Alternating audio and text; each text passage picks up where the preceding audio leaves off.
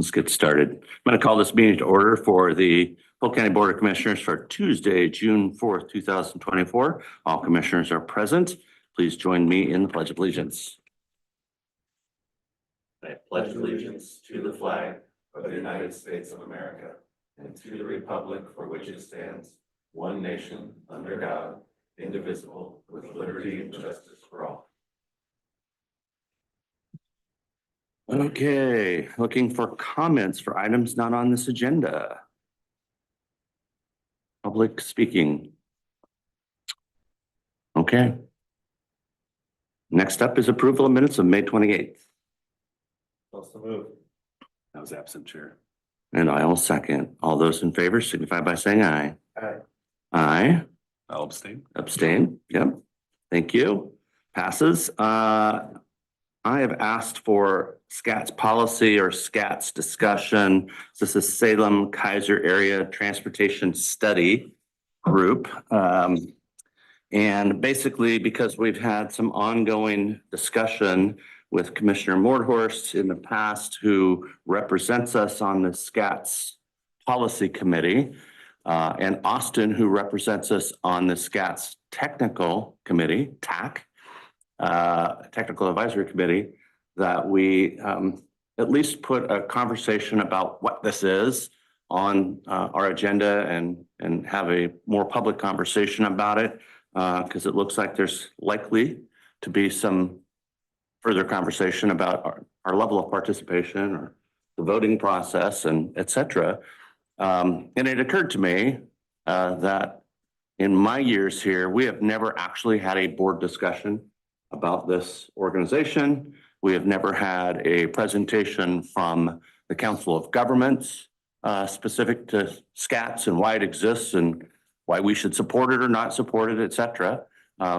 This came very quickly off the cuff to get this on the agenda, so there wasn't time to ask COG to come and represent.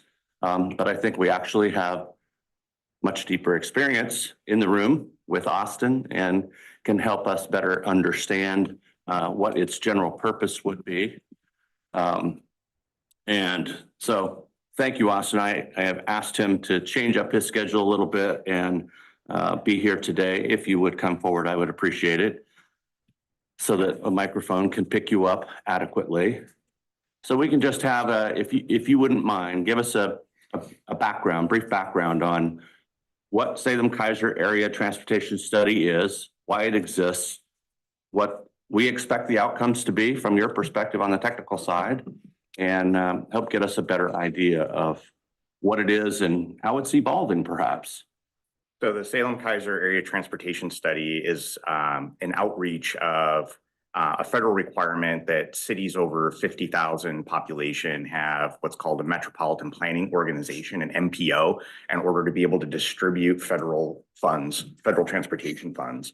And so back in 1987, the Marion County, Polk County, the city of Kaiser, Salem, the Salem Transportation District, which is Chariots, but they had a different name at that time, and the Salem Kaiser School District, they had been cooperating to do sort of regional transportation planning. And when the MPO requirements became, my understanding is that became a requirement that they enter into a cooperative framework, they entered into a cooperative agreement and developed policies for how they're going to work together for the federal money, the urban money that comes in to assist in transportation. And right now it's about $4 million, $4 or $5 million a year that the MPO gets. And so the MPO, what comes in and then we have to Probably define MPO for the record. The Metropolitan Planning Organization. I thought I had said that.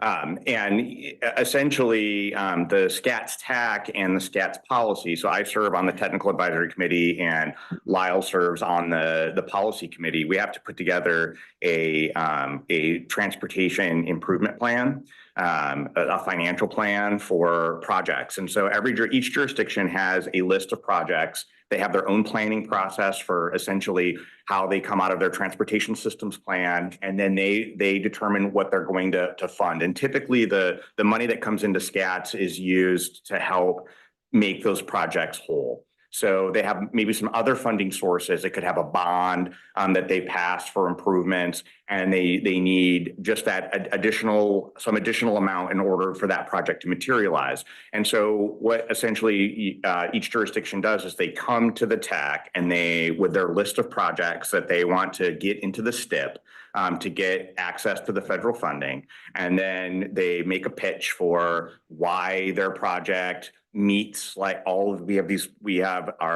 the regional transportation systems plan, we have a list of goals and policies, and how does their proposal meet all these goals and policies? And as a TAC, we sort of rank these projects, and they'll have a certain dollar amount, and then there'll be some negotiation in terms of how much money would go to each project based on the proposal. So they'd come in and we could ask for X amount of dollars, and depending on the total amount and all the projects, there's some negotiation that sort of adjusts the total amount that people are asking for, the jurisdictions are asking for. We rank the projects, and then we put together a draft STIP at the TAC that then goes to policy, and then the elected officials essentially evaluate the recommendation of the TAC and have a discussion amongst themselves and determine which projects are going to be prioritized and go into the STIP. And the STIP is a 3-year plan. And so that is essentially what SCATS, TAC, and policy do. There's some other functions in terms of federal requirements for how roads are classified in the region. We have to look at we have to put together the regional transportation systems plan and go through that process. There's a host of other things I'm, just kind of off the cuff I'm not thinking about. But so there's all these roles that are sort of these federal requirements that an MPO has to make. And that's all basically staffed by the Mid-Willamette Valley Council of Governments. And so they provide all of the staffing for the jurisdictions. And we're all part of this cooperative agreement where ODOT is the primary signatory on that cooperative agreement, and then all of the other jurisdictions sort of fall under ODOT in the cooperative agreement. And so what's sort of been going on with SCATS now is that the federal government, through the census data, has identified Almsville as being needs to be included as part of the MPO based on growth that's occurred in that area and its proximity to Salem. And this happened previously with Turner, and that was in 2001, I think, maybe 2001, 2003, somewhere. I mean, off the cuff, You're close. Yeah. And at that time, Turner was the federal government said Turner is now needs to be included in the MPO. And so essentially all the participants of the cooperative agreement did was they prepared an amendment to the cooperative agreement and included Turner as a voting member, where every voting member gets one vote. So that was the last amendment. The first one, every voting member gets one vote, including in 1987, they included the Salem-Keizer School District, and Salem-Keizer School District is not a general purpose government.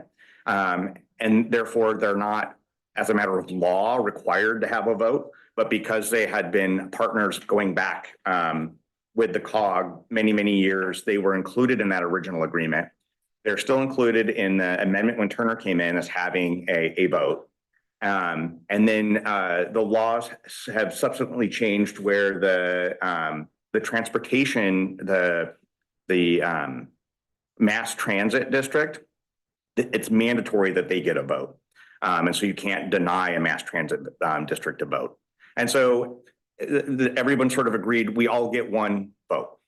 And what's happened is now one of the jurisdictions said, Salem said, we're disproportionately larger than everybody. We think we should have 2 votes with Almsville coming in. And there's been some disagreement about whether or not they should get 2 votes.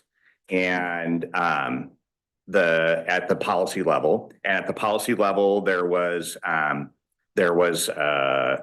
a motion, a second, another motion, and ultimately it was a 4-3 vote to give Salem a second vote and bring Almsville in. And so that means that the cooperative agreement needs to be amended by all parties in order to make it clear that Salem gets 2 votes, not 1 vote, and that Almsville is a voting member with 1 vote. And that's sort of where we're at.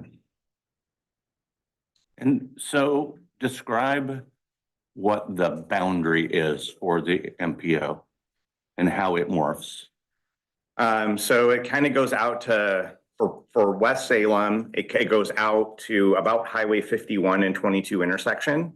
And then it kind of skirts and follows Eola. It follows census tracts. So it's kind of an amorphous thing that it's kind of hard to describe. And it goes up to about Brooks. And it goes out now to Almsville and down to Turner, and then follows up the Willamette River around South Salem. Okay, thank you. Mm-hmm. So that boundary in West Salem goes north to Xena. So Highway 22 on the south side goes up and kind of follows the urban growth boundary, then Spring Valley Road to Xena, and then back down the river. Yeah, about the height of where Brooks is, but Yep. on kind of our side. So Polk County non-urban representation is essentially non-existent. So there's no non-urban Polk County There's process in there to speak of. Well, technically, based on the census blocks, a whole census block could be urban. That's why, up to Xena Road, it's not really urban, but the southern end of that census block does have a higher concentration of population. So that whole census block kind of comes in. So it's kind of rough in terms of it's boundary between urban and rural, but technically under federal rules, that census block is an urban block. And so it's eligible for these urban dollars.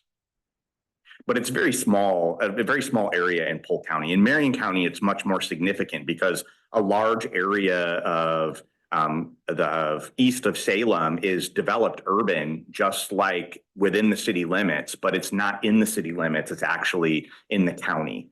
And so they have, it looks like they've got curbs and gutters. It looks like city, but it's really not. It's really county. And so it's I think a better representation of like sort of what the outside city limits urban looks like on the Marion County side. Here we have Chattanooga Heights and 35th. We have a couple of subdivisions from the late 60s before land use planning that are sort of in that. They're kind of urban, but they're out of the city limits.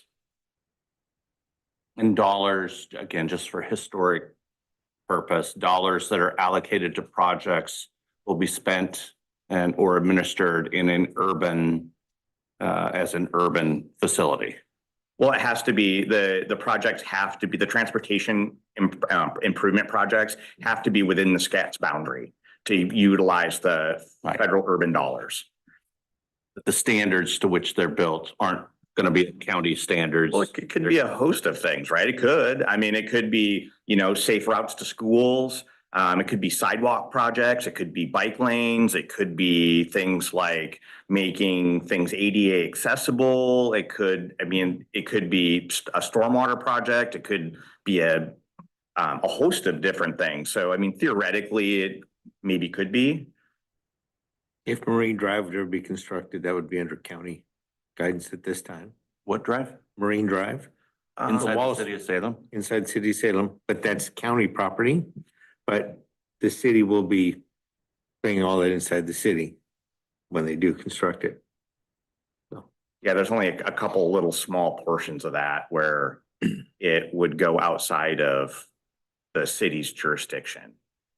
Tiny little things because of the urban growth boundary line is the floodplain boundary from 1993 or something like that. The 1993 floodplain map is the boundary of the urban growth boundary. So there might be some weird little pockets, but for the most part, it would all be in Salem. I have lots more questions, so I'm gonna just back away and let you guys. You asked one of mine, which was the boundaries, so I appreciate clarity there. So I'm a little concerned about some of the process. Jurisdictions come with their plans and they try to negotiate distribution of resources that is equitable for the region, right? But I worry with a weighted vote for Salem that it's gonna be really tough to satisfy the fifth goal, the MTP goals, which is, or I'm sorry, the fourth, which is that it must meet the need of users of the regional transportation system and that the benefits and burdens of the system are not just disproportionately distributed. So hopefully this space allows for a relook at sort of a broader view of each jurisdiction's plans, how it affects other jurisdictional priorities, and that the region is being served, that every person within the region has some benefit from whatever is being developed, right? And I worry a bit that the culture of sort of centralizing more voice for Salem, and obviously I'd probably feel less worried if that was a guaranteed West Salem vote. But do you see any risk there with a second vote?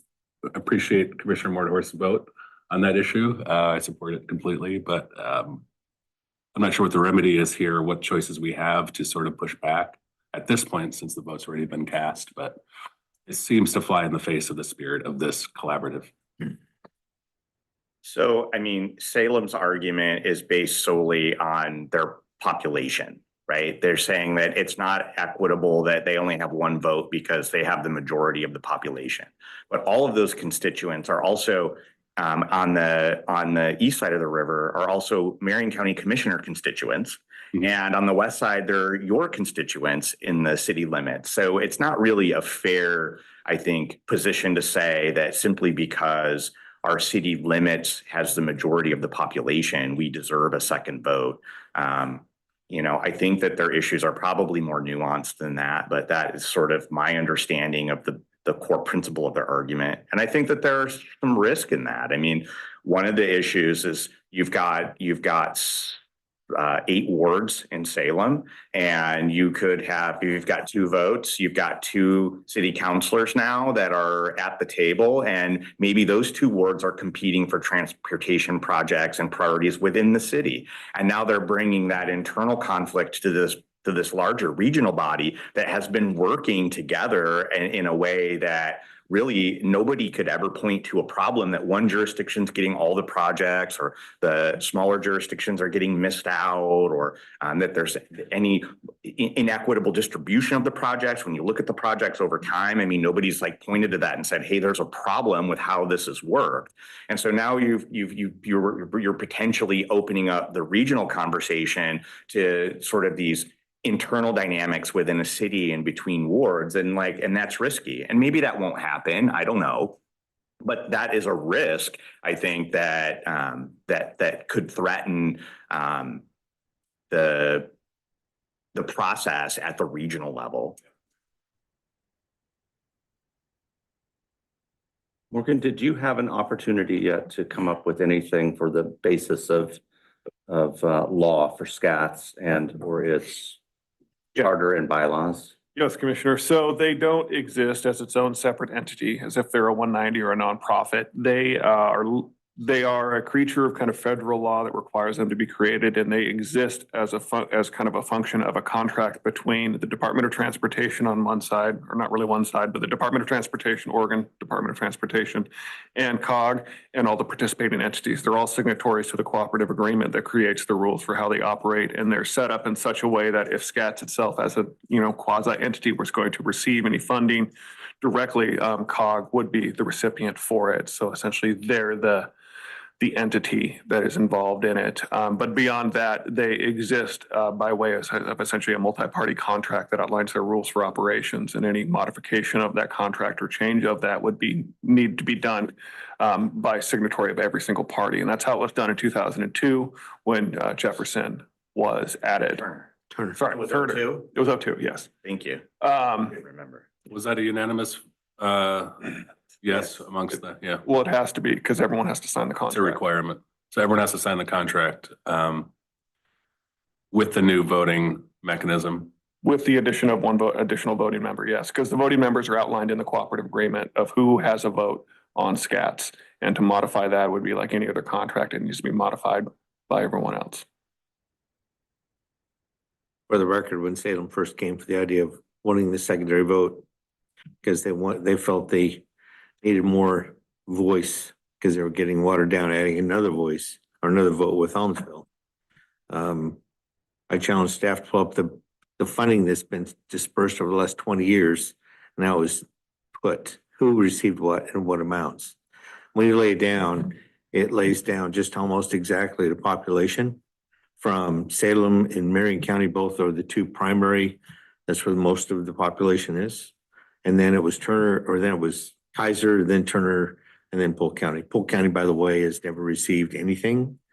Commissioner Polk, when he was served on SCATs, lobbied to get $500,000 for the Doakes Ferry Road interchange project that we were working on there at the intersection for lighting, which never happened.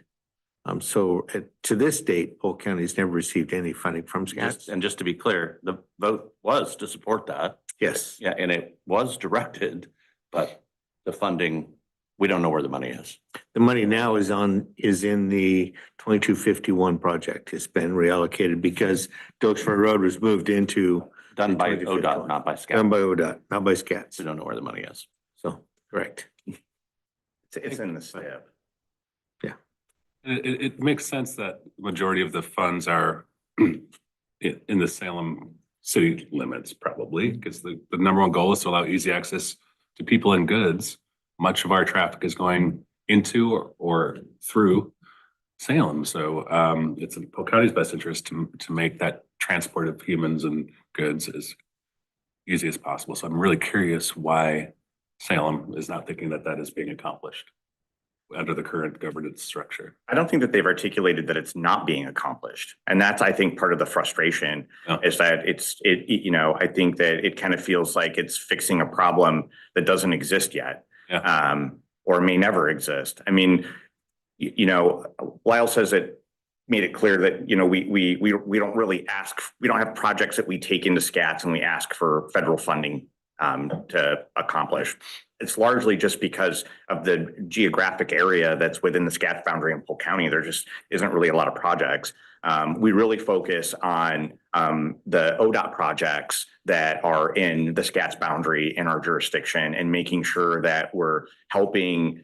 We want to see those ODOT projects get materialized. And if we can help leverage additional federal dollars that are in SCATs in order to accomplish that, we do. And that's what Commissioner Polk did with the $500,000, which was really to where there's a county road that intersects a state highway to provide some illumination there. And what happened was we were gonna move that intersection, and now we're combining it with an interchange project. And so that intersection with the highway may not happen. And so those are the types of things that we've historically advocated for. And then really, when staff and I think when our electeds that serve on the policy committee are looking at the projects in the region, we're really looking at it through the lens of our constituents that have to get commodities into the city or through the city to I-5 that work in the city. I mean, that is our employment hub for the region, and they depend on employees or workers in Dallas, Independence, and Monmouth for a lot of those jobs. And that's a lot of the commuters that are coming into the city. And so we really try to advocate for projects that are gonna benefit our citizens in the region that are dependent on the large urban area for employment and for business and trade. So I think that there's a valuable role that Polk County plays, and there's value that Polk County gets out of the SCATs committee, but it's just not a big financial benefit to the county, like in terms of like dollars going into projects, but it does benefit our citizens, and our voice is important. And historically, it's been, I mean, I enjoy the dialogue that happens at SCATs TAC. I think that we're able to really be able to discuss the issues that we face and our perspective on these transportation projects. I feel like we're listened to and we're heard. I think that we're able to work together very well. And I think that at the policy level, that it's clear that there's been fairness in terms of how projects, not just where are the projects located, but what is the timing of the projects for the jurisdictions? And, we're all, as a general purpose government, we have lots of different policy objectives that are beyond transportation, like economic development. We've got health and safety. We've got all these other things that sort of overlap with transportation. And I think that we're able to sort of work together where we have these broader priorities and how things how a transportation project can help advance these other policies that are maybe shared in the region. And I think that dialogue has been very good and healthy. And in terms of a regional committee, I find it enjoyable. There's I think that the fear is that that's changing, and that maybe, with the concerns that Salem is expressing, that things are going to move in a different direction. They're going to become a little bit more insular. And I think, I think that there's some concern about what that might mean. I'm very concerned moving forward with issues. My number one goal is keeping access to our trauma center for Polk County residents, which is the Salem Hospital. Making sure that our farmers can get their crops to where they need to go. Our industries get to I-5 access for freight. And that's been my goal since I've been there. That was Commissioner Pope's goal when he was there. That still continues today, but for the city of Salem's future plans, pushing more towards bicycle pedestrian, Greenhouse gas policies have My really number one nemesis. got me concerned. And not focusing on eliminating the congested areas, but it almost seems like they want to create them. And that's why we're serving on SCATs. And I think it's very important we stay there and have a strong voice for our constituents here in Polk County. And those goals, those Salem-centric goals, are not limited to funding from SCATs. There's other ways they could accomplish those goals. This is a much more regional, what are the regional needs in this larger geography? So, I'd just like to point out that, a lot of these things are mandatory and being hoisted on these other jurisdictions, right? It's not that it's necessarily a homegrown thing. Like, we're all working in this regulatory environment. And as jurisdictions, Salem is being regulated by the state and by the federal government to accomplish these different things. And I'm not concerned about the types of projects per se, or how every year we all put together our transportation systems plan. We prioritize our projects. What my concern is it's very difficult for the small jurisdictions that have these same types of mandates to be able to meet those requirements, the financial investments they have to make, the public processes they have to go through. So they're coming and they're asking for assistance, and there might not be a lot there for them, and the timing might not work. And so my concern is about this is not the projects. The projects are always going to be the projects from each jurisdiction. And as the politics of a region or a jurisdiction change, so do the projects. And that's normal, and that's okay, and that's healthy. The concern is how well we work together, right? And how well we're able to really focus on the smaller jurisdictions that maybe struggle to be able to meet those same obligations, like Almsville, like Turner, like Kaiser historically, and like Polk County. We're all, in terms of our financial resources, very different than Salem and Marion County. And so those are the types of things that, the concern that I have sort of comes from. And I think that this group has really been supportive and understanding historically about that issue. And so it's just kind of like, not quite sure why this is, kind of bubbled up and why it's happening, but we're we're here and, yeah, I mean, I think we're gonna get through this and it isn't like this is gonna have a big impact on Polk County, but it's, you know, it's a change that's just, you know, you just hope it works out for the best. So that, the point you made about the smaller jurisdictions getting a chance to accomplish some of their projects, that's a really good point. Is there a cost to Almsville being part of the MPO?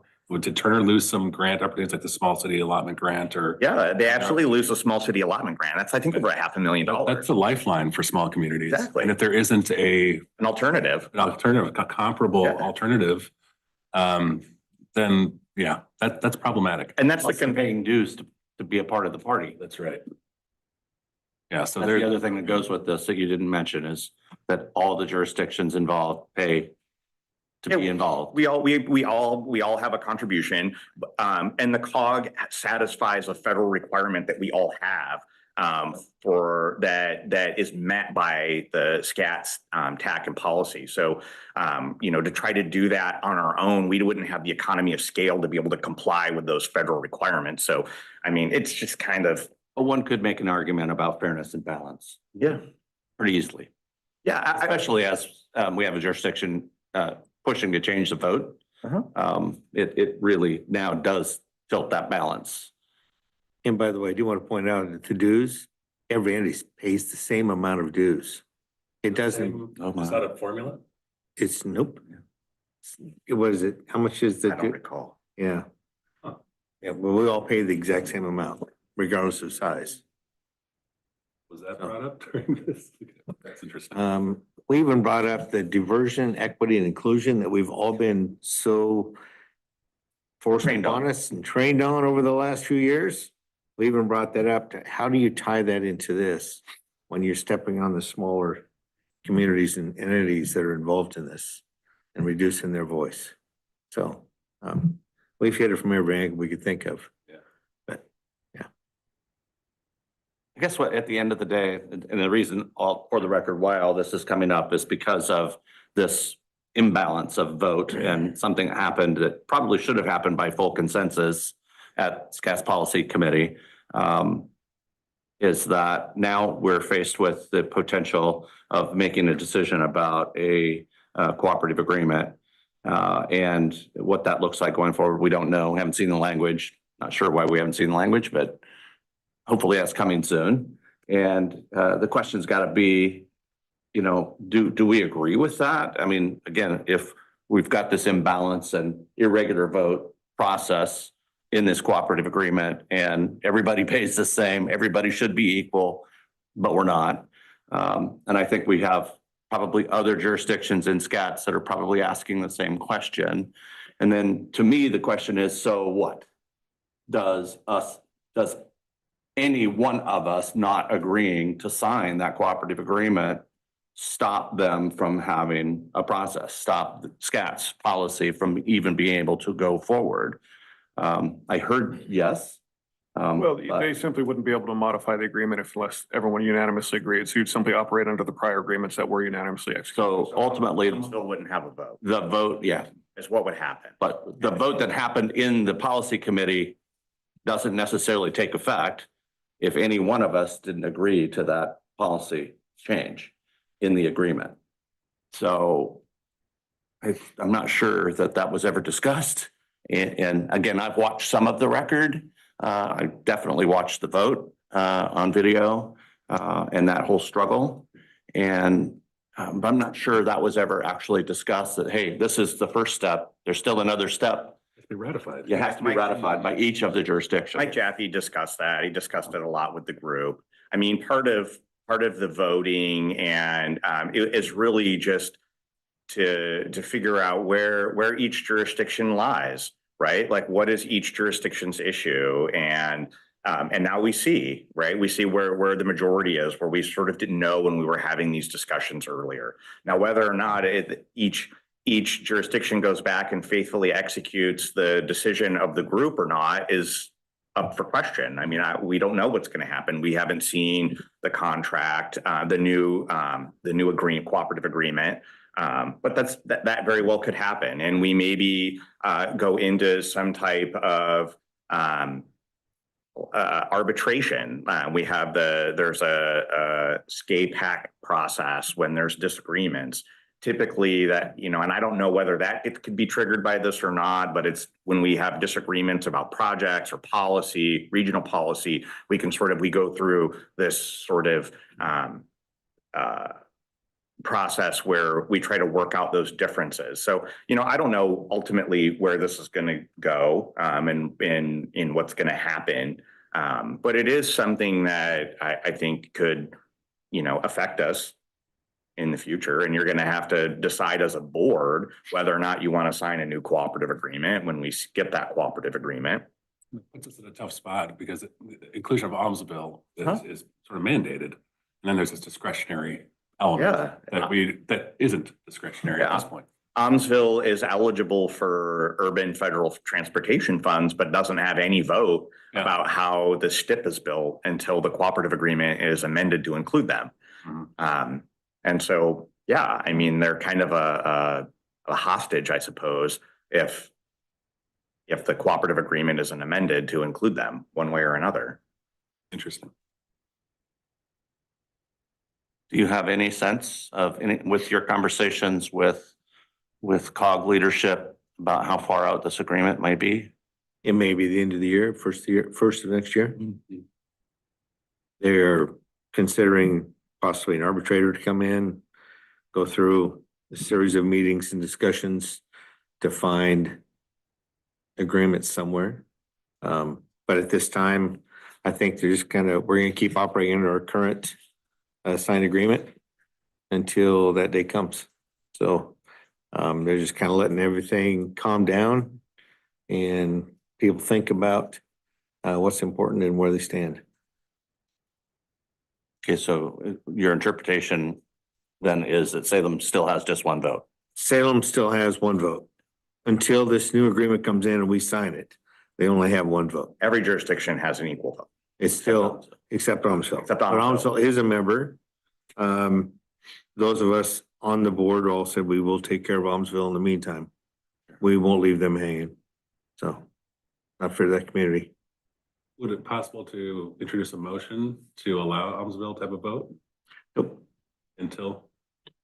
No, there was a Robert's Rules of Order and really how that meeting, that SCAT's policy meeting went down, and they had to follow the Robert's Rules of Order when they came to vote on a motion and a motion passed. Yeah. So, it's what happened. And I think that there's going to be more dialogue.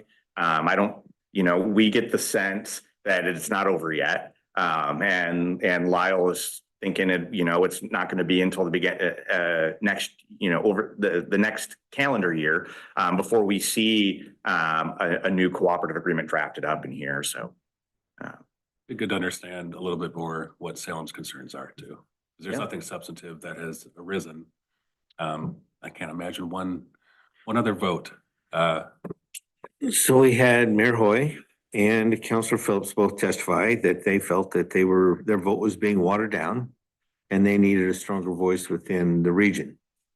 So of the day that we took the vote, Councilor Phillips made the statement that this extra vote would put them in a much stronger position moving forward. And that's their stance, and that's why they feel they need a vote. That's it. No other reason.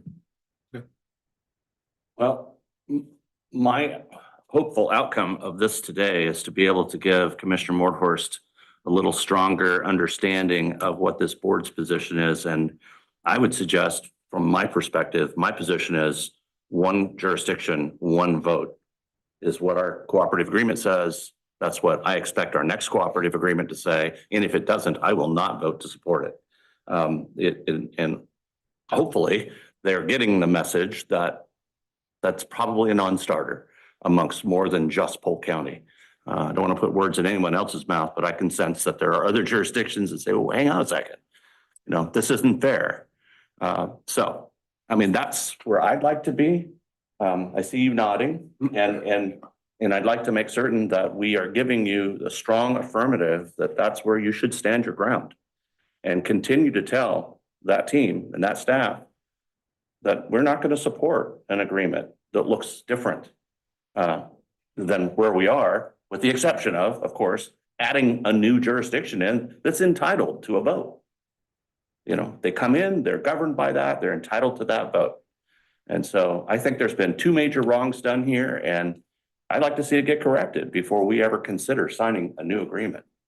And I appreciate that, and that is the stance I've taken, and that's why we're having this discussion. So thank you very much. We'll continue to voice that. Any changes I will bring back to the board. Sure. Yeah, when that time comes. I just want to say, you don't see Polk County worry that their vote's going to get watered down because there's another Marion County vote. Just want to say that. Might have been on an unrelated circumstance. Thanks, Austin. I do appreciate you indulging us today, and Morgan for looking this up and giving us some sense of what this is, and hopefully this will help. I can tell you that I won't hesitate to share with other jurisdictions our thinking. So anyway, thank you so much. All right. We are suspending the Highway 22 and 51 discussion for another time because there's language that's still pending out there for those jurisdictional interests. And then I am going to ask for non-listed items. Not for me, sir. None? Matt, everything's happy? Everything's going well? Everything's No going. major, well, yeah, you got a major project. You got a building project. Everything's on track? everything's on track. It's out to bid. In fact, I have an email here about what brand of locks we want. Yeah. But all We is haven't figured well. out the slump of the concrete for the foundation yet, but we're gonna get those locks. We're not there yet. But yes, all is going well. I think bids open 20th of June. Around there. Maybe might be the week before that. I'd have to look at my calendar. But we're all set to go. Good. Thank We had you. a really good turnout for our pre-bid walkthrough. I think 11 general contractors showed up. Hopefully That after is good. this, construction projects will. I've been asking for that for a while. We'll see. And on the personal side, grandson and mom, and everybody's doing good? Granddaughter Granddaughter. is doing great. Yes, and her mom is doing great as well. Awesome. Thank Congratulations. you. Congrats. Thank you. Okay, we are adjourned. I'm still waiting on Yeah, an Austin. answer